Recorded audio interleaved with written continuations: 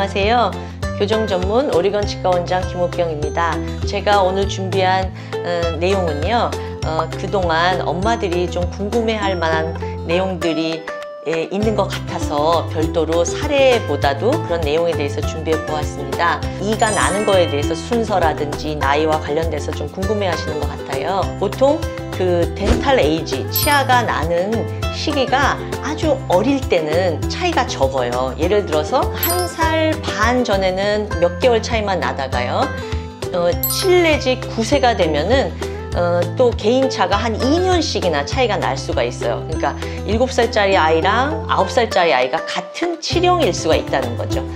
또 제가 많이 받는 질문 중에 하나는요, 아이가 둘인데 어떤 아이는 주걱턱이고 한 명은 무턱이에요. 이게 유전적으로 가능한가요? 이렇게 질문들을 하시거든요. 당연히 가능하고요. 대신 이제 주걱턱 부모를 가졌을 때는 한 80%의 그 유전적 소양이 있다. 이거는 조금 받아들이는 게 좋고요. 유전이 없어도요, 그 환경적인 요인 때문에 주걱턱이 되는 경우가 있기 때문에 형제 간의 차이는 있을 수 있답니다.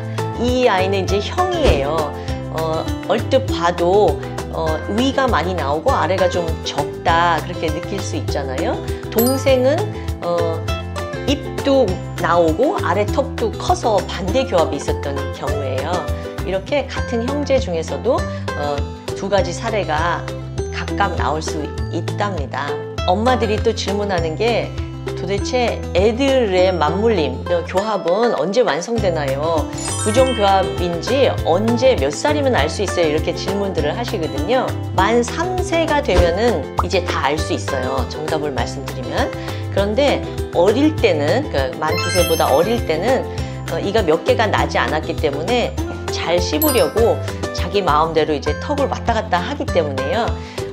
다소 이제 일시적으로 반대교합 양상이 보이더라도 크게 걱정은 안 하셔도 되세요. 다시 맞물림이 정상으로 되는 경우가 많기 때문이에요. 대신 이제 만 3세가 넘었는데 물어보면은 그거는 확실히 표시가 나거든요. 제대로 된 치료는 한 만 4세 정도는 돼야 치료를 할 수 있다고 생각하시면 됩니다. 다음 질문은요, 보통 유치는 어느 치아부터 나오나요? 라는 건데요. 보통 만 6개월이 되면은 아래 앞니부터 나오게 돼요. 근데 나오는 시기는 사람마다 이제 편차는 있지만 되게 이제 플러스 마이너스 3개월 정도만 생각하면 되거든요. 항상 아래 앞니 2개가 먼저 나오죠. 자, 또 그 다음 질문은요, 아이의 영구치가 아직 다 나오지 않았는데 유치어릴 때로 교정을 해도 되나요? 라는 질문이 좀 많으세요. 이 부분에 대해서는 정말 술자마다 정말 다 다양한 의견들을 가지고 있어서 엄마들이 약간 혼선을 가져오기도 하시는데요. 아까도 말씀드렸지만 저는 소아치과랑 교정과를 같이 전공을 했기 때문에 반대 교합만큼은 유치어릴 때 하는 것이 훨씬 더 좋다고 생각하는 의사입니다. 자, 사례를 보여드릴게요. 보시다시피 유치만 있으니까 당연히 만 6세 이전이잖아요. 조금 늦으면 이제 이가 빠지는 그 6, 7세 사이에라도 꼭 교정을 해주셨으면 좋겠어요. 자, 다음 질문하고 좀 연속되는데요. 유치가 빠지고 영구치가 나는 단계인데 치아가 없어도 어린이 부정교합이 가능한가요? 라고 또 많이 궁금해 하시거든요. 7, 8세쯤 되는 거거든요. 그래도 이때의 반대교합 양상이 보이면 꼭 교정을 해주셨으면 좋겠어요. 반대교합 말고 돌출이 있거나 뭐 과계교합이 있거나 그러면 이렇게 빨리 안 하셔도 되는데요. 반대교합이 있을 때만큼은 아이의 얼굴형이라든지 그 부정교합을 예방하기 위해서라도 교정을 해주셨으면 좋겠습니다. 엄마들이 이제 축농증이 있는 거랑 부정교합과 관계를 잘 못 짓는 경우가 많아요. 코로 이렇게 숨을 자유롭게 못 쉬잖아요. 그러면 입을 벌리고 숨을 쉬게 되는데, 입을 벌려 보면은 당연히 혀가 아래로 내려오잖아요. 혀가 아래로 내려오면 아래로 앞으로 이렇게 미는 힘을 발현하고 이게 금방 하악만 더 성장을 하면서 반대교합이 될 수가 있어요. 아이가 평소 이갈이가 심한데 이것도 성장기 어린이들의 치열이나 교합에 영향을 줄까요? 라고 또 많이 물으시거든요. 여기 유치도 보세요. 유치가 다 닳았어요. 이갈이는요, 보통은 혼합치역일 때 정상적인 아이들도 많이 종종 있어요. 또 이를 간다고 그래서 꼭 부정교합이 있는 건 아니고요.